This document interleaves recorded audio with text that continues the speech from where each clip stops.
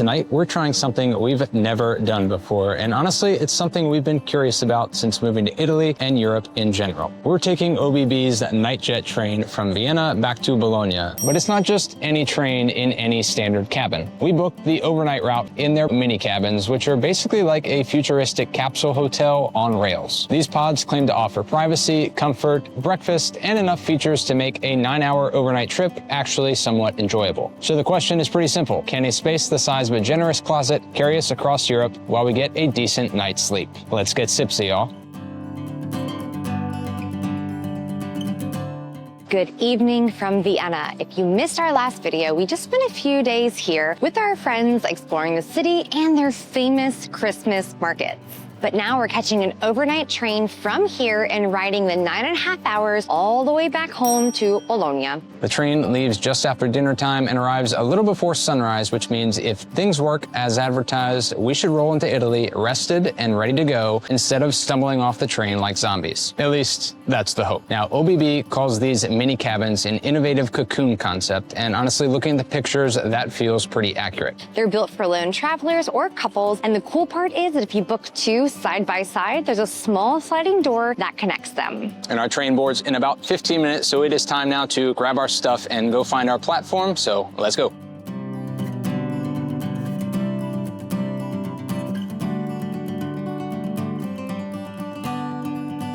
Okay, so let's talk features because this little pod is doing its best to act like a cabin.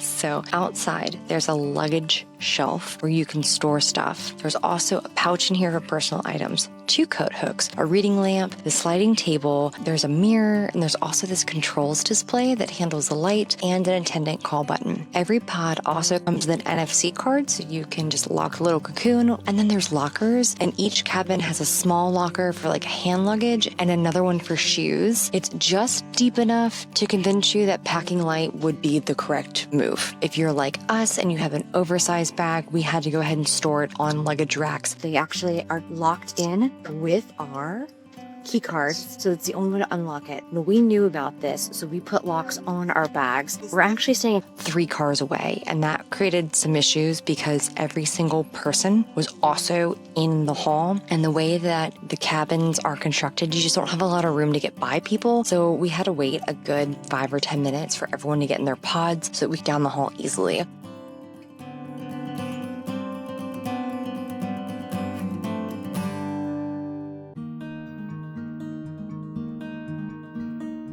This is not very easy. Okay, that's just gonna have to do.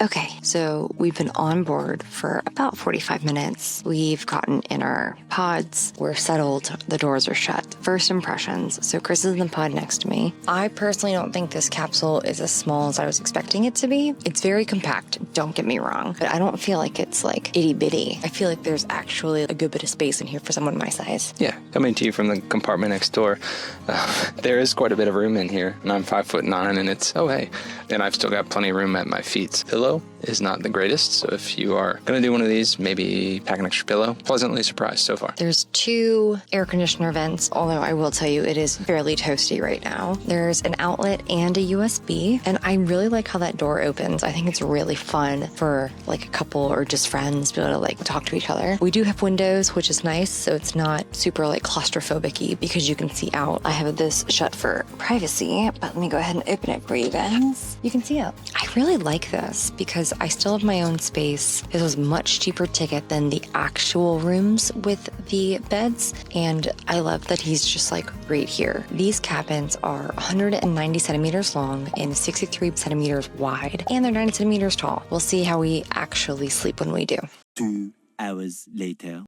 Please forgive the mood lighting. I just can't do the bright lights right now. We've been in the capsule now for an hour or two. The woman above Chris is listening to a movie with sound on, and it is not soundproof, and we can hear everything perfectly as if we were watching the movie with her. But otherwise, surprisingly comfortable from like a bed perspective. We have been very fortunate that we've gotten to fly business class using points, and I would equate this to a nicer business class lay flat situation. Pretty good in my opinion. 6 hours later.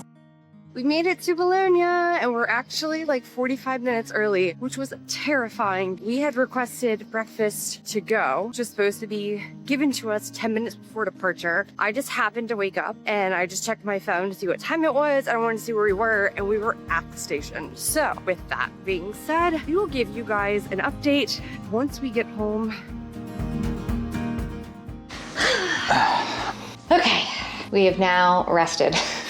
So we can coherently tell you our thoughts on the capsule train. I guess first things first, I had some like preconceived notions that this was gonna be more smooth, kind of like an airplane. It was not that, and I should have known better, given that we've been on dozens of trains at this point here in Italy. Yeah, it was a lot more like a car on a rough road. The capsules themselves were great in terms of privacy and space. That little door that opened was awesome. I loved that we were close to each other. We were on the bottom, and so every single time the person above us opened or shut their door, it was very loud. I don't think, had we been on the top, I don't think it would have been much different, because those doors, because you're in a train, they need to latch hard and hold on. They latch very hard and very loudly, and so I don't think it would have mattered top or bottom, the noise level. I would recommend that if you're gonna do a pod and you know that's like the mode of transportation you're going to pick, have a small enough bag to fit in that cubby, because it definitely would have made a world of difference had we not had to go down 3 cars. It also meant that anything we had in our bags, we had to take out prior just because it was so far away. In terms of breakfast, we got it to go. You either had a choice of coffee or tea, and then the food part was sandwich rolls almost. They were like Kaiser rolls. Kaiser rolls, Yeah, essentially, yeah, with butter and jam, which was fine for like toast once we got home. And there was a menu on board. So if you wanted to get something more substantial, or if you were going to be on the train for longer, you did have other options. This was the included option that we had to go.